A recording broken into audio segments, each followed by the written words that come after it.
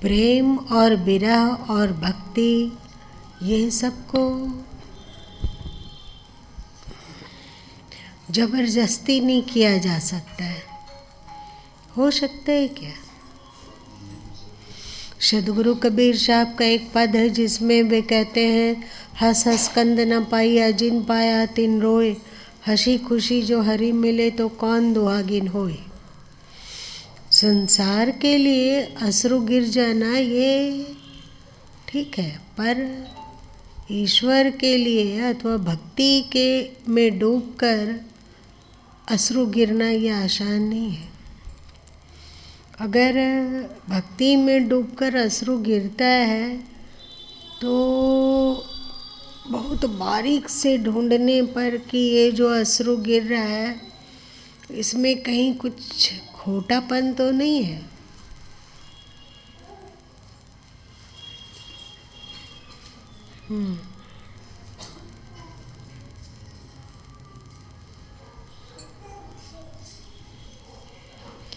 देखने में लगता है कि प्रेम और भक्ति से अश्रु गिर रहा है, पर उसके तहखाने में जाने पर पता चलता है, क्या पता चलता है?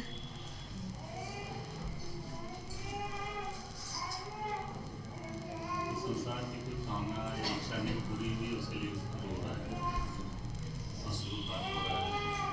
कोई ऐसा नहीं कि प्रभु नहीं मिलन हो रहा है इसके लिए अश्रुपात हो रहा है।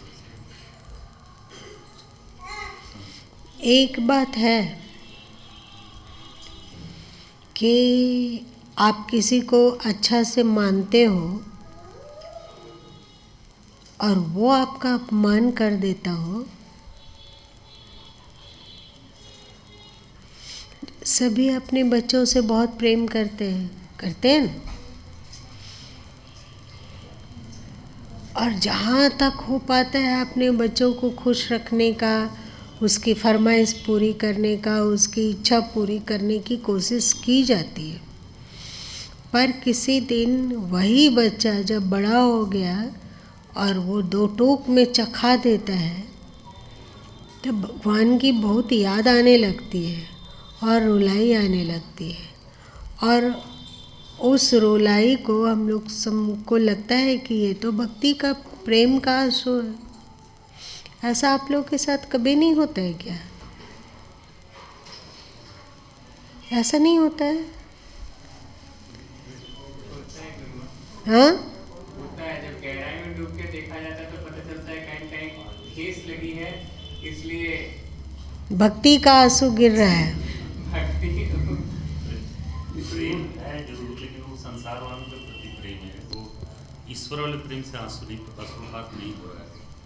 और वो एक कहीं न कहीं एक आसक्ति थी, उसके कारण मोह था, और मोह में ठेस लगा, आसक्ति में ठेस लगा, इच्छा में ठेस लगा, इसलिए अश्रुपात हो गया। में दुखा है इसलिए आंसू बह रहा है। ठीक है कि उस समय एक तो भगवान ही दिखते हैं कि जिनको अपना माना जा सकता है, लेकिन अंदर में कहीं कहीं दुखता है तभी आंसू आते हैं। तो ये बुरा है क्या? ना गिरने की अपेक्षा तो ये भी अच्छा है ना। अच्छा है, माना कि टिकाऊ नहीं होता। हाँ, इसका मतलब है कि कोई अपना है एकदम बिल्कुल हमेशा डंडा लेकर तैयार हो कि जब मन किया तो दो चार डंडा लगा दिए तो क्या करेगा वो? तब अश्रु टिकाऊ होंगे क्या? ज़्यादा पहले से ज़्यादा होगा तो धीरे धीरे टिकने लगेगी। इसीलिए कुंती दुख मांगी थी ना।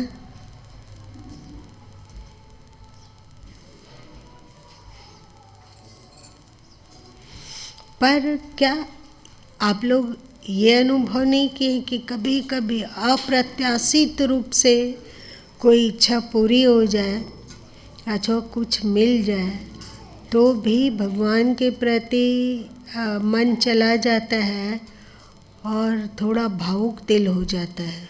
ऐसा नहीं होता है? ऐसा भी होता है। सत्संग में जो आते हैं, जब उनके जीवन में कोई खुशी आती है तो भी वो थोड़ा भावुक हो जाते हैं, क्योंकि उसके दिल दिमाग में है कि ये मेरे प्रारब्ध के कारण नहीं मिल रहा है। इतना उसको समर्पण है कि उसको जो भी मिलता है, खुशी या कुछ भी,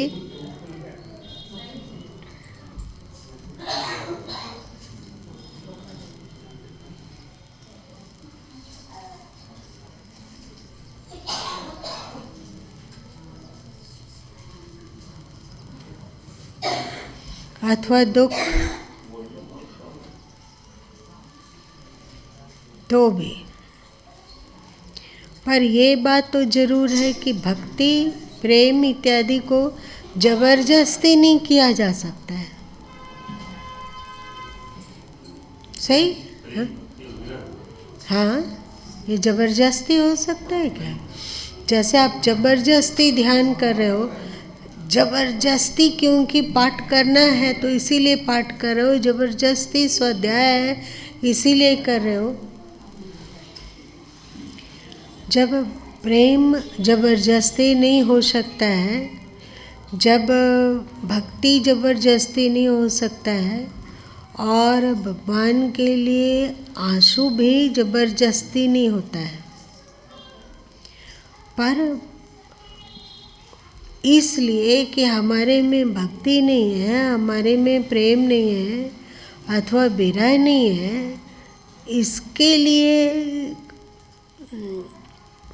टूटा टूटा सा अनुभव करना, बहुत ही सन्नाटा अनुभव करना, ये सही होगा कि इसका कुछ विकल्प ढूंढे।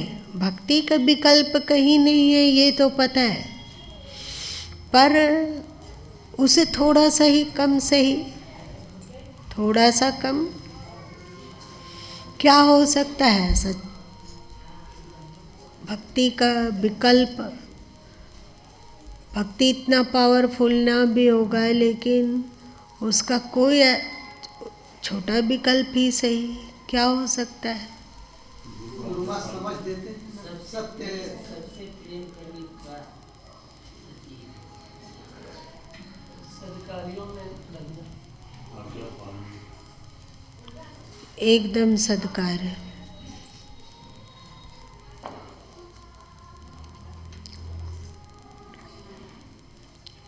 जबरदस्ती हम मोह मुक्त नहीं हो सकते। होता है क्या? नहीं होता है। जबरदस्ती मन को शांत रखना और एकदम शांत और स्थिर रहना, ये नहीं होता है। तो इसका विकल्प श्री कृष्ण बहुत अच्छा बतलाएं कि यदि आपको भक्ति योग नहीं सदता है अथवा ज्ञान योग नहीं सदता है, भक्ति योग मतलब हुआ कि हे प्रभु जो तो तुम ही हो, है ना? वो सगा दिखने लग जाए, वो अपना दिखने लग जाए, उसकी प्रीति में थोड़ा कुछ भी अगर लगता हो कि इससे वे प्रसन्न होंगे, तो उसकी ओर प्रवृत्ति होने पर ये सब भक्ति पुष्ट करने का साधन है। पर यदि ऐसा ना होता हो और आत्मज्ञान में भी अभिरुचि ना हो कि मैं चेतन हूँ, मैं आत्मा हूँ, मैं स्वरूप हूँ, मैं मन नहीं, मैं बुद्धि नहीं, मैं इंद्रियाँ नहीं, मैं शरीर नहीं, इन सब को जानने वाले हैं, इन सब से काम लेने वाले हैं, ये मेरा नौकर है और हम इसके स्वामी हैं, इस तरह का आत्मचिंतन होते रहना और ये लगना कि मैं आत्मा हूँ, मैं आत्मा हूँ, ये भी इसको हमेशा सतत याद रख पाना आसान है। भक्ति भी यदि थोड़ा कठिन है तो ज्ञान भी कोई सरल नहीं है। तो सबसे सरल श्री कृष्ण बतलाते हैं कर्म योग। कर्म को योग बना लो। अगर हम लोग ये व्रत ले लें कि हम नित्य प्रतिदिन भगवान को याद करके रोएंगे, ये संभव है? है, अथवा आज दिन भर हम आत्मा बने रहेंगे और देहाध्यास से मुक्त रहेंगे, ये है सरल। लेकिन हम अच्छा काम करेंगे और नित्य प्रतिदिन कुछ न कुछ कहीं न कहीं अच्छा काम करने का बहाना ढूंढ लेंगे, ये हो सकता है कि नहीं हो सकता है? ये हो सकता है। सरल है एक तरह से। कर्म योग समझो कि धरती से जुड़ी हुई सीढ़ी है। अभी 3 तल्ला में जाना हो और धरती से जुड़ी हुई कोई सीढ़ी ना हो तो कैसे जाएंगे? पक्षी तो है नहीं, पंख तो है नहीं कि सीधे उड़ेंगे और 3 तल्ला में पहुंच जाएंगे।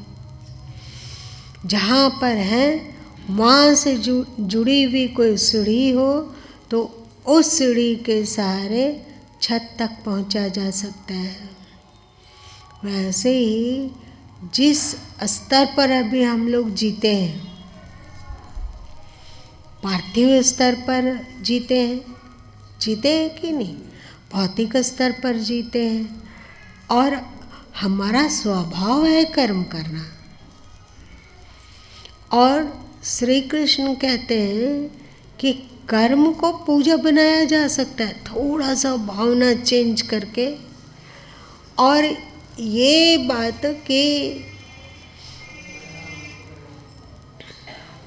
हो सकता है कि दिन भर याद ना रहे कि हमें श्रेष्ठ कार्य करना है, श्रेष्ठ कार्य करना है, श्रेष्ठ कार्य करना है, लेकिन भक्ति और ज्ञान की अपेक्षा हमें लगता है कि ये सरल हो जाए और फिर स्वभाव ही बन जाए कि श्रेष्ठ ही कार्य हो। ऐसा नहीं। आप बता सकते हैं कि कल आपने कौन सा खराब काम किया है? कोई खराब कार्य?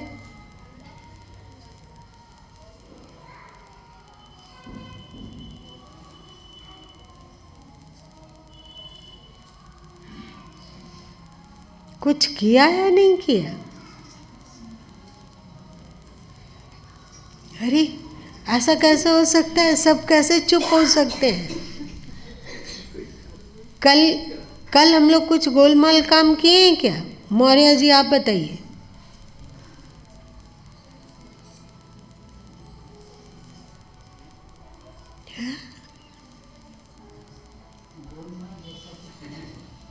तो इसको स्वीकार कीजिए ना।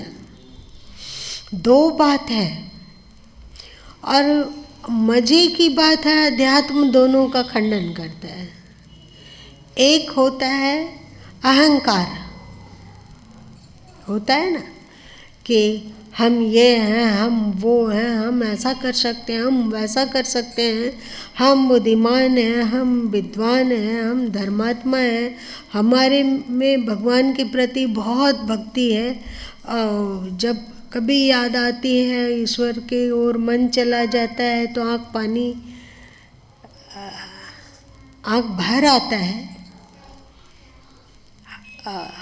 हमेशा चौकन्ना रहते हैं। हमें इतना तो भरोसा है कि हम अपने जीवन को सफल बना लिए, हमारे में ऐसा कोई अवगुण भी नहीं है। ऐसी भी बात नहीं है कि दिन भर 24 घंटे कोई काम पीड़ित रहता हो। और ख़ास करके हमें लगता है कि 45-50 होते ये विकार छूटने लगता होगा, अथवा उसका आकर्षण जो शुरू में था उस तरह तो कुछ नहीं रहता होगा। 60 होते होते व्यक्ति को लगता है कि अब वो वासना मुक्त हो रहा है। उसको लगता है कि अब पहले जितना गुस्सा नहीं आता है। कोई उस तरह का लालच भी नहीं है कि ये सुख पा लिए, वो सुख पा लेंगे, ये कार्य कर लिए, उस कार्य को कर लेंगे। श्री कृष्ण गीता के 17वें अध्याय में कहते हैं कि राजसी मनुष्य कौन है, तामसी मनुष्य कौन है और सात्विक मनुष्य कौन है। कौन सात्विक कर्म करने वाला है, कौन राजसी कर्म करने वाला है, कौन तामसी कर्म करने वाला है। तो राजसी कर्म के लिए वे कहते हैं मैंने ये कर लिया, अभी वो करना बाकी है, वो भी कर लूँगा, ये पा लिया, अब वो पाना बाकी है, वो भी पा लूँगा। हम तो बहुत मज़े में हैं, बहुत अच्छा है। अगला उस दुश्मन जो हमारी निंदा करता था अथवा कटु बोला था, उसको भी एक दिन मौका मिला तो मज़ा चखा ही दिए। और जो 2-4 कटु बोलने वाले लोग हैं, निंदा करने वाले लोग हैं, उनको भी हम एक न एक दिन मज़ा चखा ही देंगे।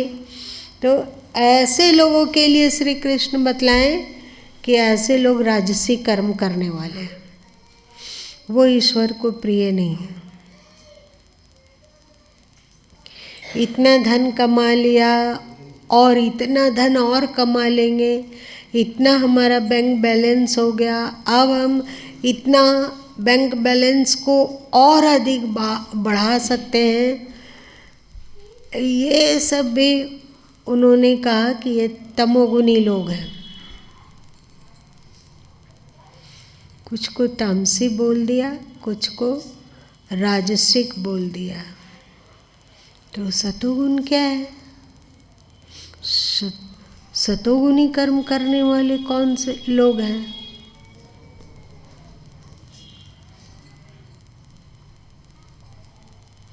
उनके मन में आता है कि जो कुछ शुभ और सुमंगल है सब तेरा नहीं मेरा है। अच्छा अच्छा कर्म उससे होता है, पर उसके भीतर ये नहीं होता है कि हम कर रहे हैं, हम ये करते हैं, हम वो करते हैं, हम वैसा करते हैं, हम वैसा करते हैं। तो इसको भी भगवान रिजेक्ट माल बतलाएं। ईश्वर के लिए ये भी रिजेक्ट है। तमोगुनी कर्म करने वाले मनुष्य से भगवान जितनी दूरी बनाते हैं, उतना राजसिक कर्म करने वाले लोग से भी दूरी बनाते हैं। और सात्विक कर्म करने वाले दूसरे की तुलना में श्रेष्ठ है। हमने ये गुण प्राप्त कर लिया, अब उस गुण को भी प्राप्त कर लूँगा। ये जो अकड़ उस भक्तिपूर्ण कर्म को मात्र सतोगुनी और तमोगुनी का मिश्रण कर्म बना के छोड़ दिया। तो ये तो हुआ तीनों के तीनों में अकड़ अहंकार दिखता है। तो 2 चीज़ है जो आदमी का पतन करता है। एक है अहंकार, ठीक है, और दूसरा है हीन भावना। हीन भावना किसको कहेंगे?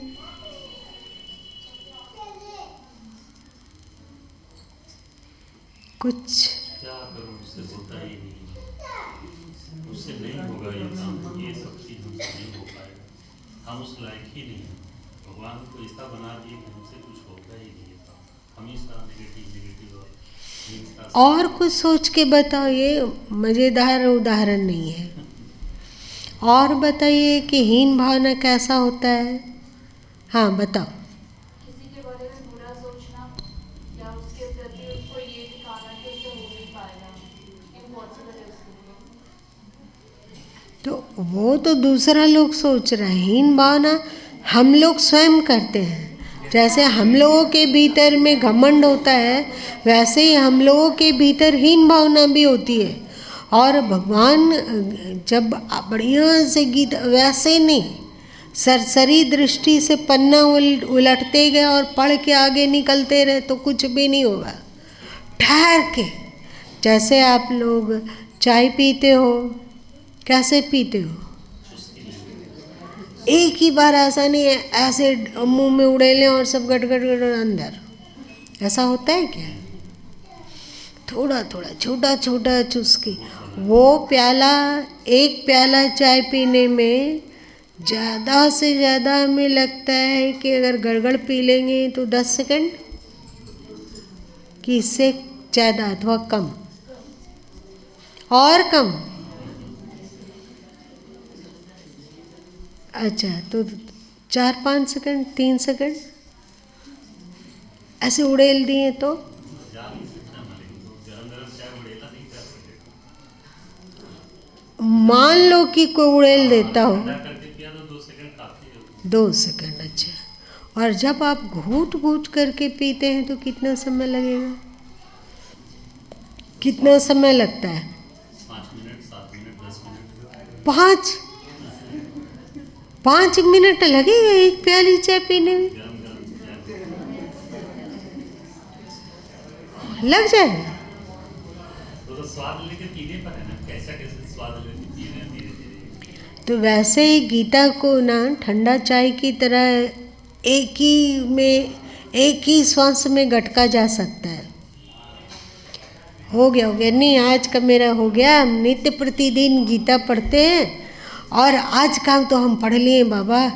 हमारा जब पूरा हो जाता है एक अनिवार्य कार्य तो थोड़ा चैन मिलता है। ये वह निपटाना, कोटा पूरा हो गया। और एक हुआ चुस्की ले लेकर पीना, मतलब समझ समझ के।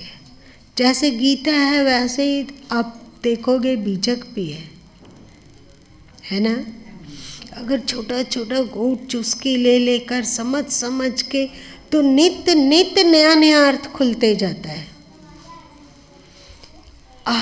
ये कहना चाह रहे हैं, अच्छा इसके पीछे ये तथ्य छुपा हुआ है, इसके पीछे ये तथ्य छुपा हुआ है। और वो स्वाध्याय, वो पढ़ना, वो लिखना, वो पाठ करना एक भारी भरकम ध्यान हो जाता है। समझ त्वरितता के साथ बढ़ती जाती है। तो 2-3 दिन के अंदर समझ में आया कि गीता में दोनों तरह की बातों का निषेध है। एक अकड़ और तीसरा हीन भावना।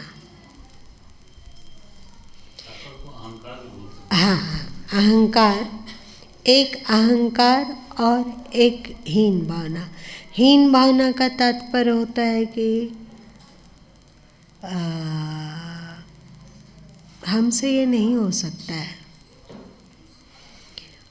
हम चाहें कि नित्य प्रतिदिन श्रेष्ठ कार्य करते रहें, ये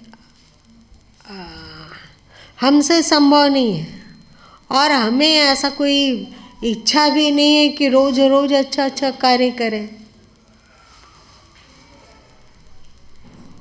इतना बंधन हम स्वीकार नहीं कर सकते। हमारी ऐसी कोई इच्छा नहीं है कि नित्य प्रतिदिन अच्छा ही काम हो।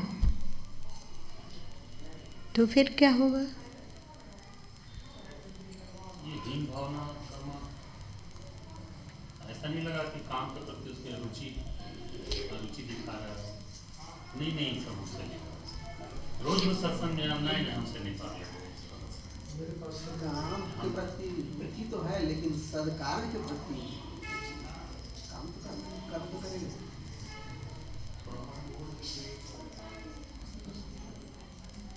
आपको सरेंडर कर देना किसी कार्य को, एकदम समर्पण में। जब ऐसा आप करते हैं तो क्या आपके मन में, आपकी सोच में कुछ फर्क लगने लगता है? क्या करें, ये मेरी मजबूरी है, तुम लोगों से क्या क्षमा मांग लेते हैं क्या? कि रोज़ बोला जाता है कि थोड़ा और सरल चीज़ बोलिए ना, और थोड़ा सरल चीज़ बोलिए ना, इतना भारी भरकम क्यों बोलते हैं? सबको ही समझ सके इस तरह का कुछ हल्का पुल्का बोलिए ना। सोचते भी हैं कि नहीं आज बिल्कुल सरल, लेकिन जब बैठो ना, ये इस तरह एक तरह से कहो कि ये मेरा भी दोष नहीं है, ये व्यास गादी का दोष है।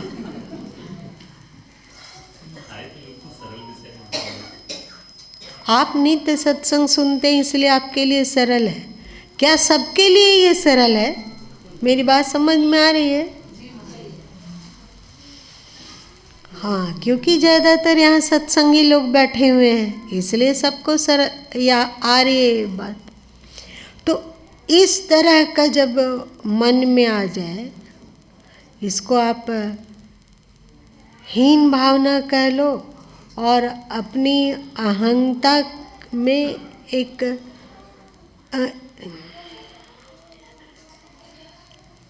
अपने भीतर एक गलत मान्यता बना लो। अपनी योग्यता में भरोसा ना होना वही भावना है। योग्यता कुछ रहेगा तब ना।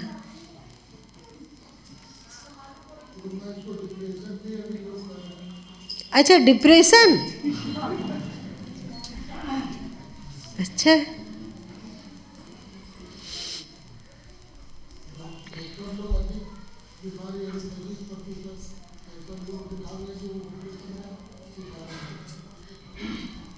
ऐसा क्या डॉक्टर साहब?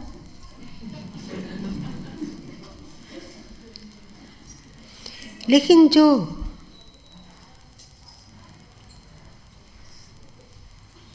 दोनों ही हमें कमज़ोर बनाता है। क्या आप लोग को ऐसा लगता है चाहे अकड़ हो जाए तो भी हम कमज़ोर हो रहे हैं, और यदि हम गलत अहंता को मान्यता दे देते हैं तो भी कमज़ोर होते हैं।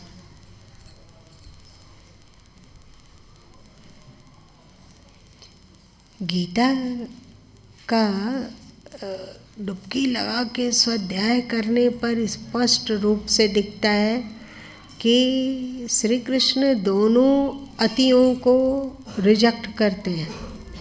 अहंकार भी उचित नहीं है और गलत मान्यता बनाना भी उचित नहीं है। जैसे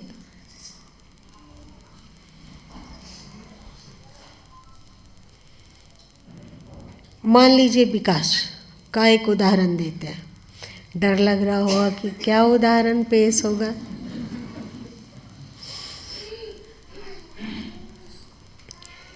ये ढड्ढल्ले ऐसो स्वीकार करता हो, हीन भावना ही, कि रोज सोचते हैं कि सुबह उठना है, सुबह उठना है, सुबह उठना है, पर सुबह उठ नहीं पाते हैं। इसलिए अब ये सब पचड़े में हम नहीं पड़ा। ठीक है, जैसे हैं, यदि हमारी नींद 7 बजे खुलती है तो वो भी ठीक है, 8 बजे तो ठीक। हम समय पर अपना ऑफिस जा रहे हैं ना, समय पर हॉस्पिटल तो जा ही रहे हैं, बस हो गया। और ये हमसे नहीं हो सकता है। ये देवांश को भी समझा दे, वाणी को भी समझा दे, अपने माँ और पापा को भी समझा दे, नम्रता को भी समझा दे, तो फिर तुमसे क्या होगा? ठीक से सोच कर बता, फिर तुम्हारी हरकत कैसे होने लगेगी?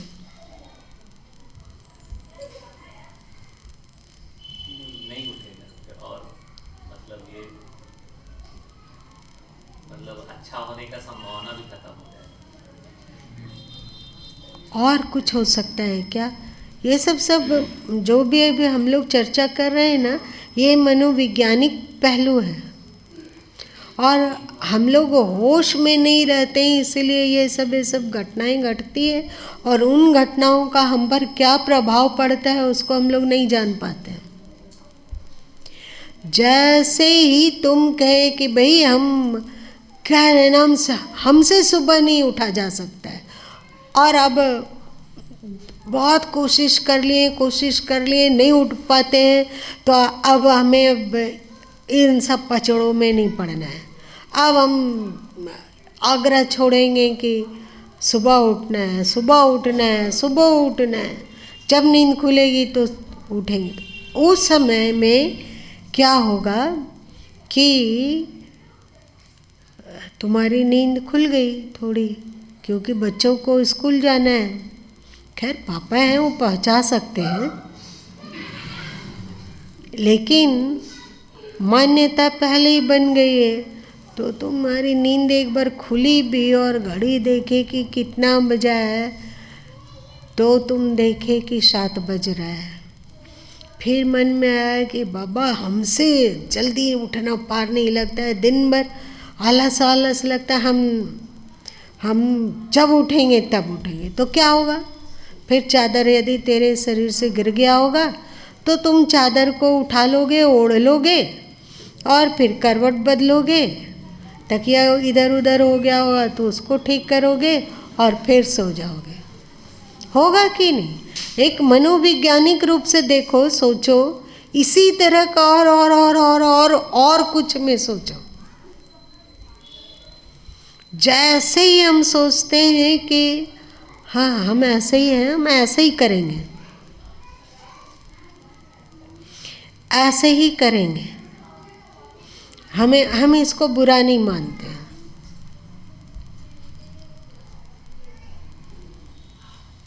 अब क्या होगा? बदलाव की संभावना कम हो गई। बदलाव जाने दीजिए, आपका दुर्गुण और अधिक बढ़ेगा कि घटेगा? ठीक से बोल रहे हो कि मेरे साथ आप लोग क्या उसको कहते हैं कि हम यहाँ मिलाना, खुश कर लेना, वैसे ठीक से देखो।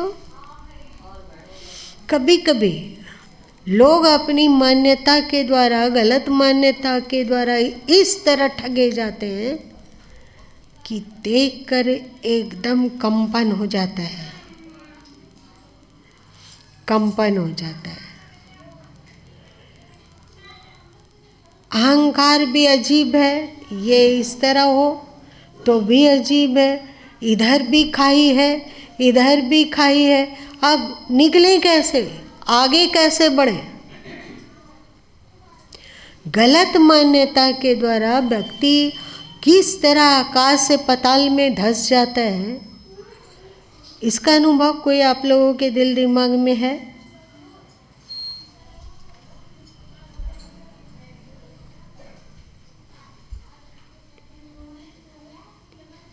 ये सब आम घटना है, इसे थोड़ा सा होश में रहकर अगल बगल देखकर जाना जा सकता है।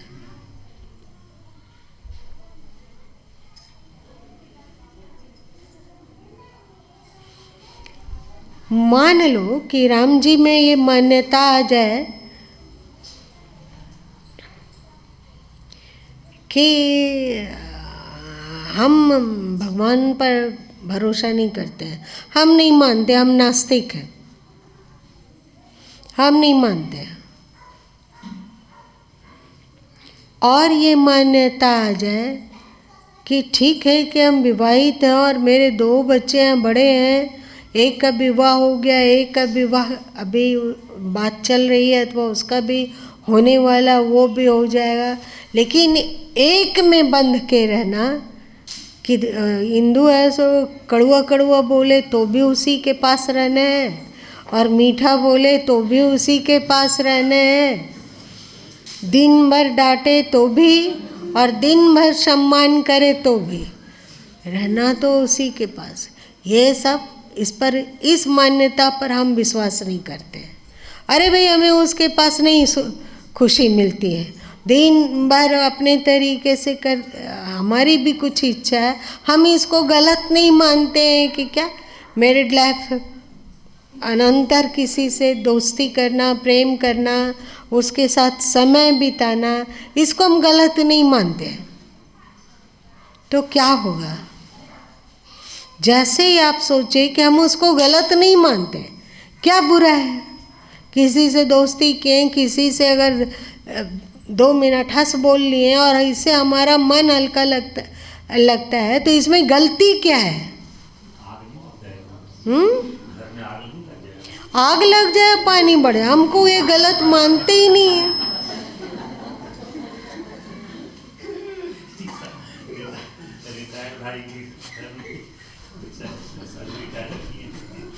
इसका मतलब ये नहीं कि राम जी को बोला जा रहा है, एक उदाहरण है, एक उदाहरण है। इसमें कहीं भी कोई ये गलत मान्यता बनाते के साथ कि हम नहीं मानते हैं कि ये ज़रूरी है। आज के समय में तो बहुत सारे लोग का है और हमें तो लगता है कि लगभग सबके सब में कहीं ना कहीं विवाहेतर ढुलकाव है, झुकाव है। सबका कौन क्या है सो हम जानते हैं, सबके दाल में कुछ ना कुछ काला रहता है। हम अंदरूनी बात सब जानते हैं और हम इसको गलत मानते ही नहीं है। तो अब बताओ, पतन का संभावना बढ़ेगी कि उत्थान की संभावना बढ़ेगी? पतन शुरू नहीं होगा, पतन के मार्ग पर एकदम सरपट भागा जाएगा। हम नहीं मानते हैं, हम धर्म को नहीं मानते हैं, बस बात खत्म। हम ईश्वर को नहीं मानते हैं, बस बात खत्म। ईश्वर नामक कोई भूत होगा तभी तो कि नहीं, उससे प्रेम करना चाहिए, उसके प्रति भक्ति होनी चाहिए, उन्होंने जो आज्ञा दिया है उसका पालन होना चाहिए, और ये समझदारी होनी चाहिए कि ये जीवन ईश्वर का है, इसलिए इस जीवन से ईश्वर की आज्ञा पालन हो। वे उनकी क्या मर्जी है, वे कैसा जीवन जीने को दिशा निर्देश देते हैं, उसका हमें अनुसरण करना। ये सब का सब झंझावात और पागलपन कहाँ से शुरू होता है? क्या ईश्वर मानते हैं? ईश्वर ना माने तो आराम नहीं लगेगा, रिलैक्स नहीं लगेगा।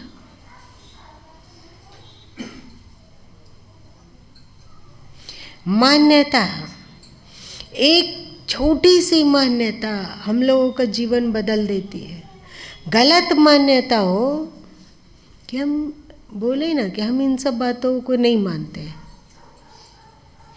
पता नहीं है कि वो आकाश से टपका हुआ कोई लाल बुझक्कड़ है, अंदर में कहीं ना कहीं तो अहंकार होगा, अक्कड़ है। वो अपने आप को सिद्ध करता है कि ठीक है, कि लिखा हुआ है, उपनिषद में लिखा हुआ है, गीता में लिखा हुआ है, बीजक में लिखा हुआ है, रामचरितमानस में भी लिखा हुआ है, और कोई किन्हीं संत की बानियाँ हैं तो उनमें भी लिखा हुआ है, लेकिन हमें इन सब बातों पर विश्वास नहीं है।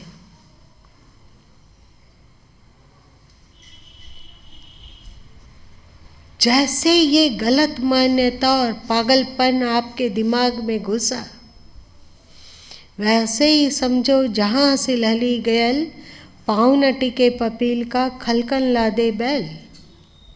बीजक में है ना। सिलहली मतलब क्या होता है? बहुत फिसलन वाला, जहाँ पे चींटी का भी पैर फिसलता हो, वहाँ पे हम जा रहे हैं। और खलकन लादे बैल, बैल का ढेर सारा बोझा लेके जा रहे हैं, और वो महा चिकना रपटेली मार्ग है जिसमें चींटी का भी पैर फिसलता है, और हम अपने सिर पे इतना इतना बोझा लेके उस चिकने मार्ग में चलेंगे तो पक्का है कि हाथ पैर तोड़ेंगे, सिर को फोड़ेंगे, और पक्का है कि वहाँ पतन ही पतन है। तो हम लोग क्या करें? इशारा तो मिला, संत ये इशारा किए, अथवा संत बानी, अथवा गीता बानी हो या और कोई ग्रंथ हो, ये इशारा किया कि आपकी गलत मान्यता आपको ले डूबेगी, आपकी गलत मान्यता आपको ले डूबेगी, और आपका अहंकार, आप में जो अक्कड़ है कि भाई हम तो बहुत जानते हैं, हम उस गीता को भी पूरा पढ़ लिए हैं, और जो प्रमुख 11 उपनिषदें हैं उन सबको भी पढ़ लिए हैं, बीजक पूरा पढ़ लिए हैं, और महात्मा बुद्ध को भी थोड़ा बहुत पढ़े, थोड़ा बहुत महावीर को भी पढ़े, पर हमारा इन सब में भरोसा ही जगा ही नहीं। इसका मतलब क्या हुआ? कि वो महाअहंकारी है ना। उनके सामने किन्हीं की बानी नहीं है, वो बस अपनी मान्यता, गलत मान्यता, अपना गलत संस्कार, एक तरह से सोचो कि उसका मन उसे ठग रहा है, और उस मन के चाल में वो फंस रहा है। और जब व्यक्ति मन के चाल में फंस जाता है तो उसका पतन सुनिश्चित है, और उसे रोना ही होगा। चाहे आज रोता हो तो बहुत अच्छा है, और उसे लगता है कि नहीं, हम एकदम नहीं मानते हैं ईश्वर को, तो भी बहुत खुश है। अंदर अंदर कहीं ना कहीं वो अपने आप से ही परेशान हो रहा है, और कभी ना कभी उसको बहुत ग्लानि भी होने की संभावना है। पर उस समय अब पछताए क्या होता है जब चिड़िया चुग गई खेत। जिंदगी का एक बहुत बड़ा हिस्सा बीत चुका होता है, तो फिर अब पछताए क्या होता है। जो तुलसीदास जी रामचरितमानस में कहते हैं, का वर्षा जब कृषि सुखाने, वर्षा हुआ, वर्षा हुई, पर अब वर्षा का क्या महत्व जब पूरी खेती बाड़ी ही सूख गई, सूख के जो पौधा था वो मर गया, तो अब वर्षा होने से क्या फायदा। तो उस समय क्या एक माथ पकड़ क्यों रोवत है, पाप की गठरी सिर धरी, पाप की गठरी सिर धरी, अब शीश पकड़ क्यों रोवत है। गलत मान्यता, गलत मान्यता और किसी भी बात को लेकर अहंकार, अकड़, ये दोनों ही समझना कि हम अपने ही पैर में कुल्हाड़ी मारते हैं। हम अपना दुश्मन है। हमें रुलाने के लिए कोई दूसरे की ज़रूरत नहीं है। हम अपने किस्मत में स्वयं ही पतन, पराभव और अशांति और दुख इत्यादि को मोल ले रहे हैं। यदि हम दोनों से बच सकें, दोनों से, अहंकार से भी और इस गलत मान्यता से भी, तो क्या होगा।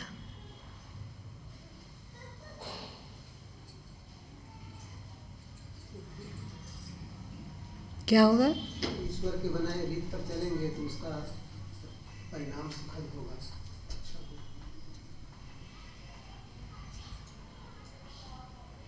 रीत के अनुसार चलने से सुख मिलता है। क्या आपको अनुभूति है कि शास्त्र की बात ही केवल कहते रहते हैं? कैसे? जैसे कोई उदाहरण दीजिए।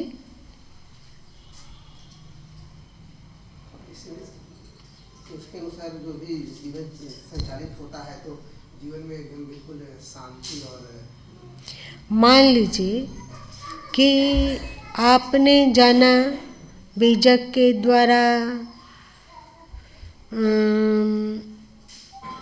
बोड़ मुआ बिनु पानी क्या है?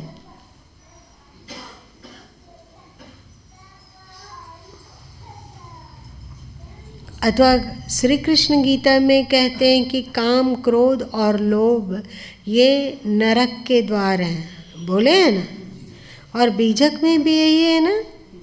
क्या है वो?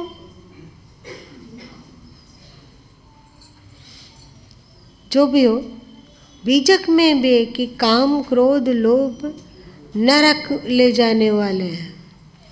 अब आप बताइए कि काम, क्रोध, लोभ को नरक का द्वार बताया गया। आपको जब गुस्सा आता है तो आपके भीतर नरक मजबूत होता हुआ प्रतीत होता है कि लगता है कि स्वर्ग का द्वार खुल गया। स्वर्ग मतलब क्या? सुख। नरक मतलब क्या? दुख। अब ये बताइए कि जब आपको गुस्सा आता है तो आप नरक में झांकते हैं कि स्वर्ग में झांकते हैं?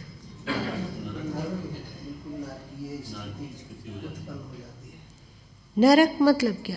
अशांति, वेदना, दुख, परेशानी भी, व्याकुलता, ऐसा होता है कि नहीं? आप पर किसी को गुस्सा आ रहा है और आप उसको चार बात आप भी चखा दिए तो अगला नरक को का अनुभव कर रहा था, तो आप स्वर्ग का अनुभव करेंगे कि नरक का अनुभव करेंगे? रित मतलब क्या होता है? नियम। ईश्वर का नियम क्या है? जिसे श्री कृष्ण ने गीता के 16वें अध्याय में दैविक संपदा कहा, वो स्वर्ग है। जिसे गीता में श्री कृष्ण ने 16वें अध्याय में ही आसुरी संपदा कहा, वो नरक है। कितना स्पष्ट है धर्म की व्याख्या, सोचो। आप गीता के 16वें अध्याय का जो दैविक संपदा है उसको पढ़िए और जानिए कि ये रित है, ईश्वर का बनाया हुआ रित है। श्री कृष्ण यदि भगवान है तो ये उनके मुखारबिंद से निकली हुई वाणी है कि दैविक संपदा ये है, तो देवता लोग स्वर्ग में रहते हैं। स्वर्ग मतलब सुख। तो आप देखिए कि आपके भीतर दैविक वृत्ति को बढ़ाते जाइए, आपके भीतर सुख बढ़ता जाता है कि नहीं, इसको आप देख सकते हैं। हाथ कंगन तो आरसी क्या, और इसका आगे की लाइन क्या है? हाथ कंगन तो आरसी क्या? स्पष्ट आप देख लीजिए ना। रित में चलने पर सुख की अनुभूति होती है, अंदर में आह्लाद होता है, सुख का अनुभव होता है, अच्छा फीलिंग होती है। कोई भी अनुभव कर सकता है ये डंके की चोट से। उसमें जिसमें असुरी वृत्ति कहा गया वो कोई भी चीज हो, जैसे दंभ, दंभ को असुरी वृत्ति कहा गया ना। दंभ मतलब क्या होता है? क्या? हाँ, और अपने आप को उस तरह प्रस्तुत करना जो कि हम जानते हैं कि वैसे नहीं है, ये दंभ हो गया। फिर क्रोध हो गया, फिर लोभ हो गया, फिर इसी तरह का और अश्रद्धा इत्यादि हो गई। क्या लगता है आप लोग कि दुनिया में कोई ऐसा व्यक्ति होगा, पूरा दुनिया में कहीं भी, जिसके भीतर श्रद्धा ना हो? ठीक से सोच के बताओ। ऐसा एक भी व्यक्ति आपको नहीं मिलेगा जिसमें श्रद्धा नहीं है। कोई है जो संतों की वाणियों पे श्रद्धा रखता है, अथवा कोई यदि सचमुच अवतार वाली स्थिति को प्राप्त कर लिया है तो उसकी वाणियों पर श्रद्धा रखता है, और कोई इन सब वाणियों को रिजेक्ट कर अपने मन पर श्रद्धा रखता है। पर श्रद्धा के बिना कोई नहीं जिंदा है ना। अब आप कैसी श्रद्धा को चुनते हैं? आसुरी श्रद्धा को चुनते हैं या दैविक श्रद्धा को चुनते हैं? श्री कृष्ण गीता में ही बतलाना शुरू करते हैं कि श्रद्धा भी 3 प्रकार की होती है। बतलाते हैं ना, सात्विक श्रद्धा, राजसी श्रद्धा और तामसी श्रद्धा। तो जब जो सात्विक श्रद्धा को अपने जीवन में धारण करता है उसको ये फल मिलता है, जो राजसी श्रद्धा को धारण करता है उसका जीवन उसको ये फल मिलता है, और जो तामसी श्रद्धा को धारण करता है उसका ऐसी गति होती है। ये सब तो हम नहीं बोल रहे हैं, गीता कहती है कि नहीं?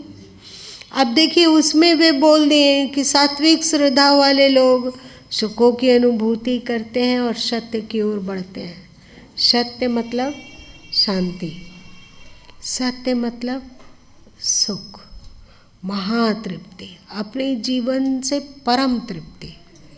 अपने जीवन से परम तृप्ति मतलब अब दुख तो खोता जा रहा है, अब शांति के बादल छाने लगे हैं।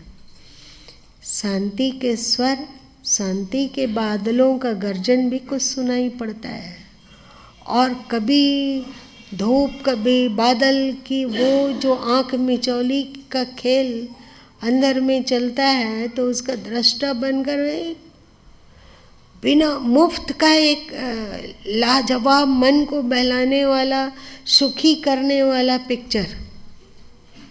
कोई पिक्चर हॉल जाके अपना आँख फोड़ने की भी जरूरत नहीं है। और तामसी श्रद्धा, तामसी श्रद्धा किसको कहते हैं? जो अपने मन को, अपने विचारों को, अपनी मान्यता को सर्वोपरि समझता है, वो समझो कि तामसी श्रद्धा वाला है। और तामसी श्रद्धा वाले लोग की क्या स्थिति होती है, वो गीता पढ़कर आप जान सकते हो। यदि हम सात्विक श्रद्धा को प्राप्त कर सकें, मान लो कि हम लोगों में सात्विक श्रद्धा नहीं भी है, तो भी हमारे भीतर किसी भूत प्रेत शैतान का अंश है या ईश्वर का अंश है? ठीक से, प्रेत का अंश नहीं, ईश्वर का अंश। ईश्वर कैसा है? सच्चिदानंद है ना? आज हमारे में शांति नहीं है, आज हमारे में सुख नहीं है, आज हमारे भीतर आह्लाद नहीं है, स्थिरता नहीं है। नहीं है तो क्या हुआ? भगवान का अंश अभी भी हमारे भीतर विराजित है। अभी भी जब भगवान हिम्मत नहीं छोड़े और हमारे दिल में अभी भी आत्मा के रूप से डेरा डाल के बैठे हुए हैं, तो बाघ का बच्चा कोई कुकुर बिलाई हो नहीं सकता है। तो परमात्मा का अंश ये आत्मा है, और अभी भी हमारे भीतर 1000 बुराइयां हो, पर अभी भी परमात्मा का अंश आत्मा इस देह में है। मतलब पूरी संभावना है कि हम सच्चित आनंद में स्थिर हो सकेंगे, है। इसलिए गलत मान्यता नहीं कि हम उस और नहीं, हम उसको अध्यात्म को मानते ही नहीं, भगवान को मानते ही नहीं। ये सब बोलकर तुम अपना जीवन को और जटिल मत बनाओ। तुम्हारे भीतर ये सब गुण ना हो, शांति ना हो, सुख ना हो, प्रसन्नता ना हो, प्रेम ना हो, आनंद ना हो, तो क्या हुआ? संभावना मरी नहीं है, मर गई। क्या हम लोग कभी अब शांति प्राप्त नहीं कर सकते हैं? भगवान यदि हमसे उब चुके होते और हमको छोड़ के कहीं और भाग गए होते, तो सोच सकते हैं कि जब भगवान हार मान लिए तो हम तो एक अदना सा आदमी है, पर वो हार माने हैं? आप लोग के भीतर अभी वो घुस के बैठे हैं कि नहीं? इसका मतलब कि हमें भी हारने की आवश्यकता नहीं। हम नहीं कर सकते हैं इस बात को, अथवा हम नहीं मानते हैं। तुम लोग नहीं सुने, एक क्या लोमड़ी थी जो अंगूर ऊपर फला हुआ था, तो उछल उछल कर बहुत कोशिश की अंगूर तोड़ने का, और जब वो अंगूर नहीं तोड़ सकी लोमड़ी, तो क्या बोली थी? खट्टे अंगूर कौन खाए? तो हम लोग लोमड़ी को गुरु क्यों बना लेते हैं? गुरु ही बनाना है तो किसी संत को गुरु बनाओ ना, ईश्वर को गुरु बना लो। खट्टे अंगूर कौन खाए? क्यों नहीं? ईश्वर हमारे भीतर है, और यदि हम ईश्वर के अंश हैं, ऐसा स्वयं ईश्वर भी बोलते हैं।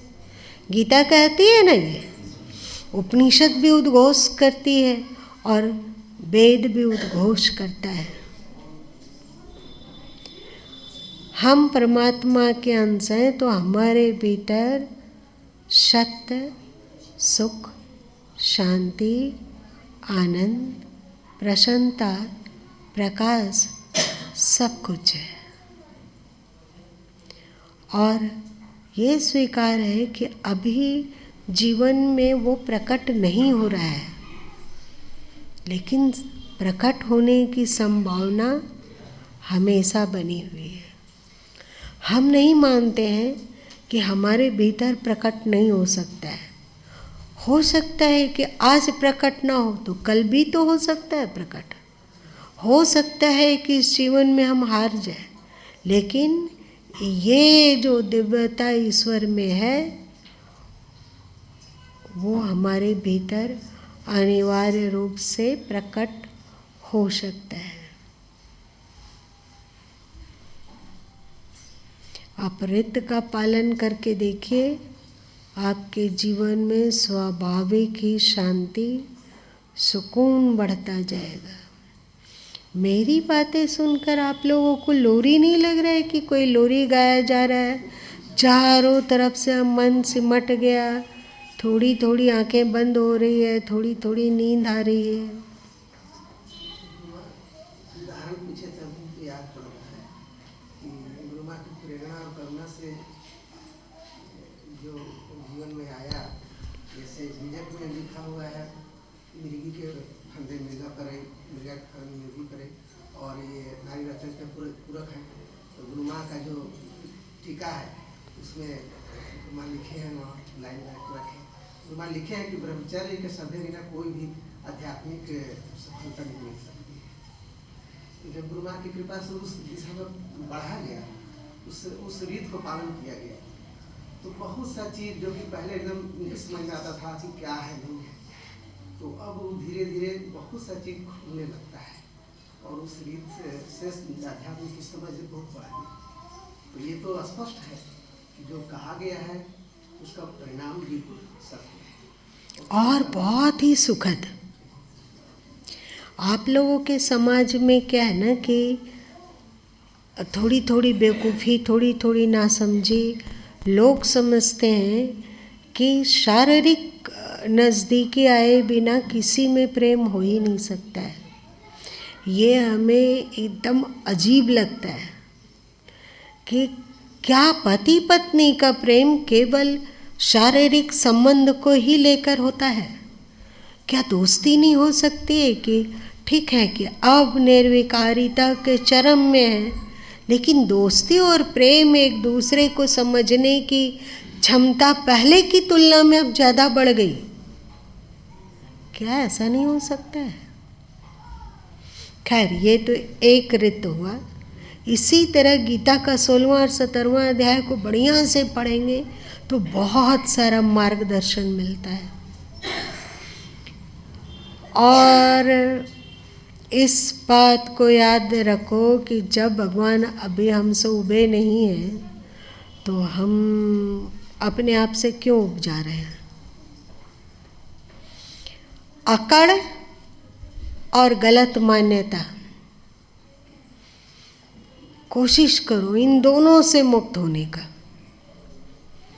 और इन दोनों से मुक्त होते हो तो जहाँ आप अभी अपने को पा रहे हो उससे बहुत अधिक श्रेष्ठतम स्थिति में आप अपने को पाओगे और लगेगा कि जीवन में इतनी खुशियाँ हैं। थोड़ा सा धन कम है पर खुशियों में कोई कमी नहीं दिख रही है। थोड़ा सा प्रतिष्ठा कम है पर खुशी में कोई अंतर नहीं पड़ रहा है। सफलता जीवन में थोड़ी कम है पर फिर भी बहुत शांति है।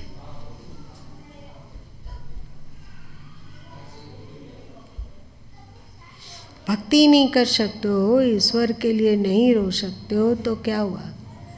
प्रतिदिन स्वार्थ से ऊपर उठकर कुछ न कुछ करो, कुछ न कुछ बोलो। नहीं बोल सकते हो, नहीं कर सकते हो तो कुछ न कुछ सोचो।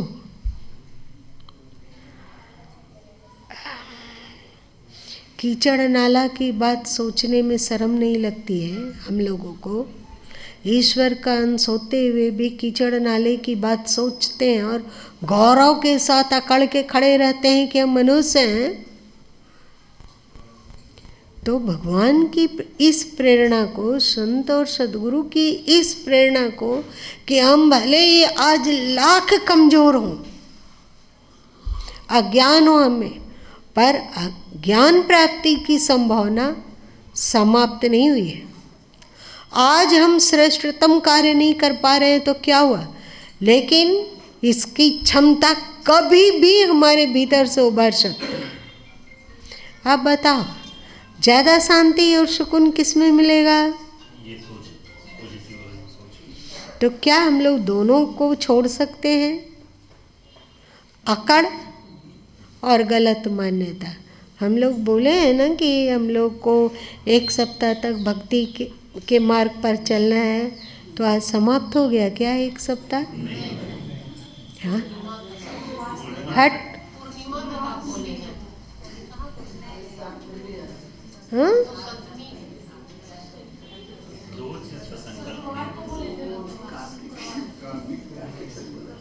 क्या? एक भक्ति वाला बात बताया, एक मतलब मृत्यु को याद कर लीजिए, तो मृत्यु वाला जो था वो आज समाप्त हो जाएगा और भक्ति वाला भी चलेगा पूर्णिमा तक।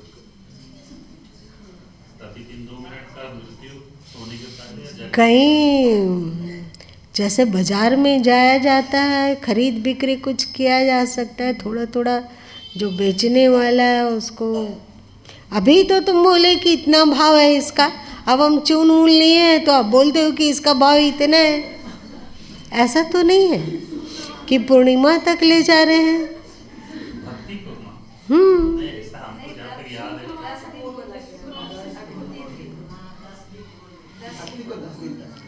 चलिए, आज जो हम लोग सुने इस पर गहराई से मनन करना। हो सकता है थोड़ा सूक्ष्म हो, लेकिन कीमती बहुत है, कीमती बहुत है।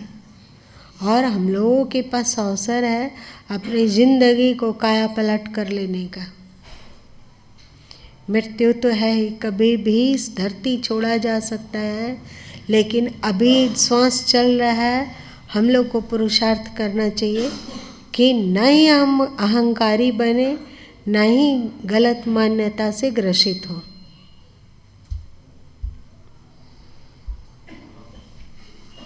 अभी मंजू एक भजन गा रही थी, आहा वो दिन कब आएगा जब हम तुम मिल एक होएंगे, है ना? ये कैसे होगा कि आत्मा और परमात्मा मिल के एक हो जाए? जिस दिन उनकी सारी क्वालिटी धीरे धीरे हम लोगों में उतरने लग जाएगी तो हम एक हो गए कि 2 हैं। यही तो आत्मा और परमात्मा का मिलन है। इसी को तो मोक्ष कहा जाता है। परमात्मा की क्वालिटी हम लोगों में उतर सकती है कि नहीं? धन्यवाद। इसमें स्थिर रहना।